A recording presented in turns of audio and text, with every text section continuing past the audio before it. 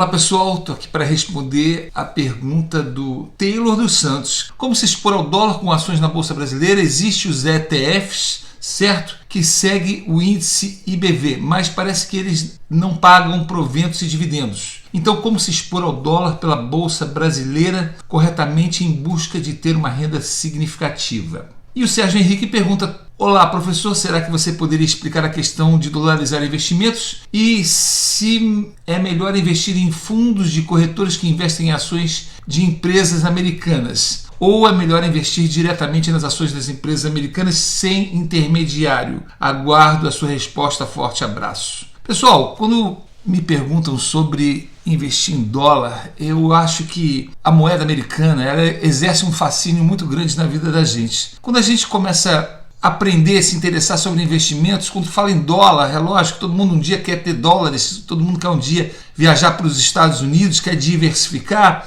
mas eu acho que existe uma ordem nos investimentos, né? Dólar não é investimento, tá? Dólar é uma moeda. Então, quando você pergunta assim, quem deve investir em dólar? Em primeiro lugar, eu não considero um investimento, tá? A gente deve comprar dólar quando a gente vai viajar, a gente deve comprar dólar quando a gente tem um filho no exterior que está estudando, vai precisar, ou você, como no meu caso, moro nos Estados Unidos, eu preciso ter dólar aqui, né? Da mesma maneira que eu preciso ter reais quando estou no Brasil, então eu tenho que comprar dólar. Mas dólar não é um investimento porque o dólar não rende, não tem renda, não paga proventos, não paga dividendos, não paga juros. E outra coisa, o dólar oscila. Eu me lembro, em 2012, quando eu vim aos Estados Unidos, que o dólar era $1 para 1,6 reais. Ou seja, era quase igual. Hoje o dólar é 5. Então, quando você pergunta, devo me dolarizar, como você falou aqui, devo me expor em dólar em ações da Bolsa de Valores brasileira? Olha, no Guia de Ações,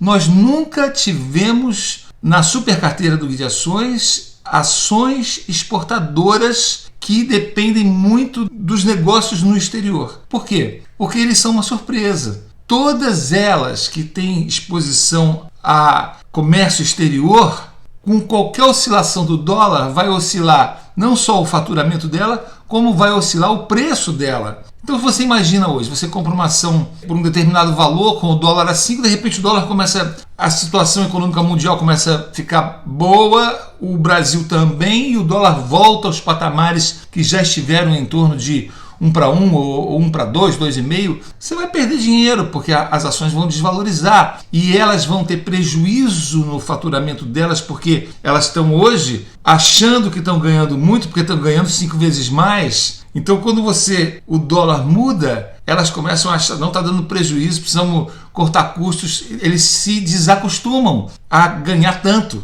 E muda todo o cenário daquela empresa. Então, eu não sou a favor de investimento em ações que refletem, que têm relação direta com o dólar e faturamento no exterior, tá?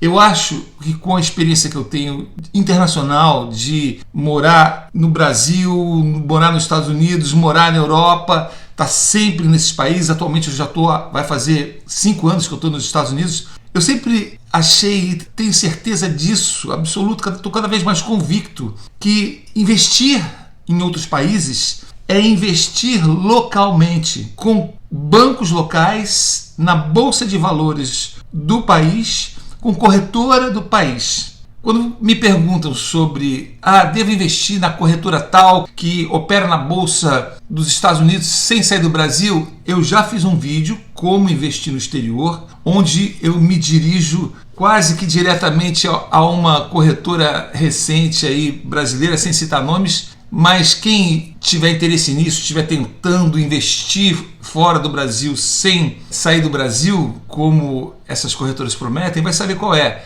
Tá? Assista o vídeo, como investir no exterior. Não existe investimento no exterior sem sair do Brasil. Vocês vão colocar o dinheiro de vocês na conta corrente desta bendita corretora, sabe-se lá qual. Por isso que eu insisto tanto que investimento de rico, investimento de quem começou a ficar rico, é em banco forte. Banco forte. O terceiro mundo está infestado de fintechs, empresas financeiras de tecnologia que nasceram recentemente, há pouquíssimos anos, através de garotos programadores, aventureiros que sonham em ficar rico, que na verdade sonham em criar uma empresa muito bonitinha, com um aplicativo bonitinho, para venderem esse negócio para grandes bancos, porque os grandes bancos podem comprar. Nos últimos 5 anos esses bancos se assustaram com essas fintechs, compraram muitas, agora eles estão se desfazendo delas, porque eles sabem que o caminho é eles, bancos grandes, trabalharem com juros mais baixos para a população e se digitalizarem. Eles estão fazendo isso. E os bancos fortes não permitem o investimento no exterior porque é da lei. A lei não permite. Mas essas fintechs, não existe um controle, não existe uma fiscalização como existe nos bancos para as fintechs. Então, na verdade, você está colocando seu dinheiro na mão deles. Empresas recém-criadas com garotos aventureiros. É isso que são fintechs. Tá? Os famosos meninos da Faria Lima, esses meninos que resolveram criar grandes negócios para vender esses negócios para bancos. Essa é a realidade, pessoal. Gostem eles do que eu falo ou não gostem. Eu não vou colocar milhões numa fintech, eu vou colocar num banco sólido e forte que tem endereço, por mais que eles estejam fechando as agências deles, porque tem que enxugar custo por causa da competitividade. Eles são os bancos fortes que têm lastro, que estão no mercado há décadas, que têm capital de giro, que tem lastro financeiro. Essas fintechs não têm lastro financeiro nenhum, para quebrar da noite para o dia quebram. Um banco não quebra. Banco bate recordes de faturamento ano após ano. O problema é que o brasileiro pensa pequeno, ele é endividado, ele não tem educação financeira, ele mete os pés pelas mãos com crédito de cartão de crédito, de empréstimo, depois não consegue pagar, tá certo, os bancos exploram muito no Brasil, com juros altíssimos, mas depois fica com raiva do banco, quando a culpa não é do banco, ele que não tinha que ter pego esse dinheiro. Você está entendendo? Não adianta botar a culpa no banco. O banco é o melhor lugar para colocar dinheiro, para pagar suas contas, para estacionar dinheiro, como diz Warren Buffett. Banco só serve para estacionar dinheiro, mas você tem que estacionar e usar a corretora do banco forte para investir na bolsa. Porque o risco da corretora quebrar é infinitamente menor do que uma corretora fintech. Então você está muito mais seguro. Aí o pessoal vem me falar, mas se a corretora quebrar, está garantido que está lá na bolsa. Meus queridos, a prática não é essa. Existe uma coisa chamada transferência de custódia. Tudo bem, você pode transferir de uma corretora para outra. Isso é a coisa mais fácil de se fazer. Mas corretora falida, quebrada, não atende nem o telefone para transferir a custódia da corretora que quebrou, que você quer sair, para ir para uma outra, e aí você vai querer ir para o banco grande.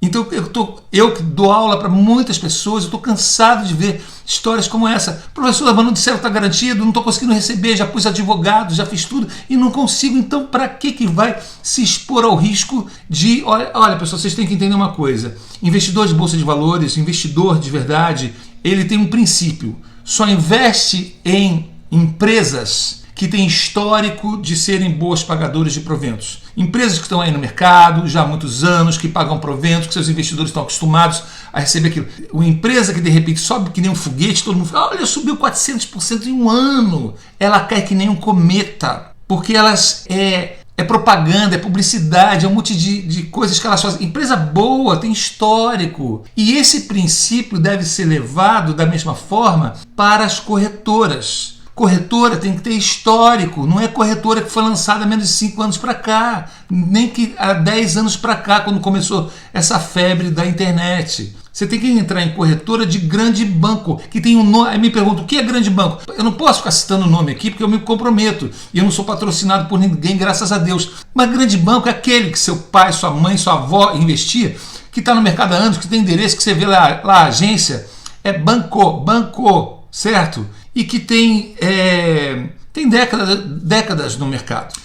Então, quando você fala em investimento em dólar, você fala, investir em moeda é investimento? Não, moeda não rende nada. Moeda é para quando você vai viajar, você transita de um país para o outro. Aí um de vocês cita o BDR. BDR é a mesma coisa, pessoal. É um papel, um título emitido por uma empresa americana cuja instituição brasileira fica detentora daquele papel e ela comercializa aquele papel como se fosse uma ação, tá? Como se fosse, mas não é.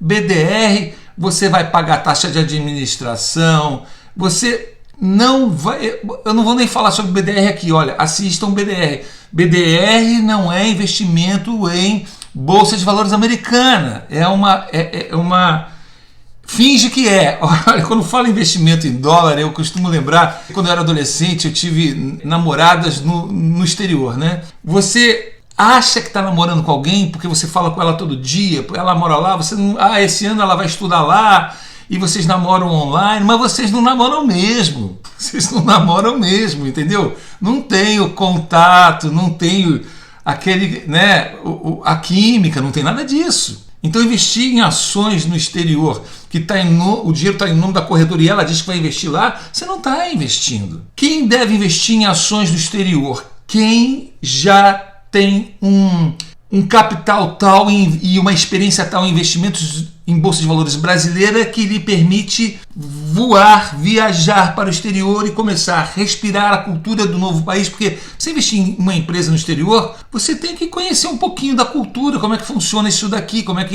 e operar através de instituições financeiras confiáveis daquele país. Então, quer investir no exterior? Faça seu primeiro milhãozinho no Brasil e aí você pensa em vir aqui, e foi assim que eu fiz. Numa primeira viagem que eu tinha vindo, eu não tinha nem muito investimento em Bolsa do Brasil, eu já tive a preocupação de quando vim abrir conta no banco, abrir conta em corretora e começar a estudar. E aí já ficou mais fácil. Então lá do Brasil eu já conseguia enviar dinheiro para minha conta corrente e comecei a operar. Foi assim que eu comecei a aprender. Mas eu vim aqui, eu não entreguei meu dinheiro para instituições financeiras recém-criadas no Brasil que pegam o meu dinheiro dizendo que você vai investir no exterior sem sair do Brasil. Isso é conversa, pessoal. Então tá cheio por aí. BDR é a mesma coisa.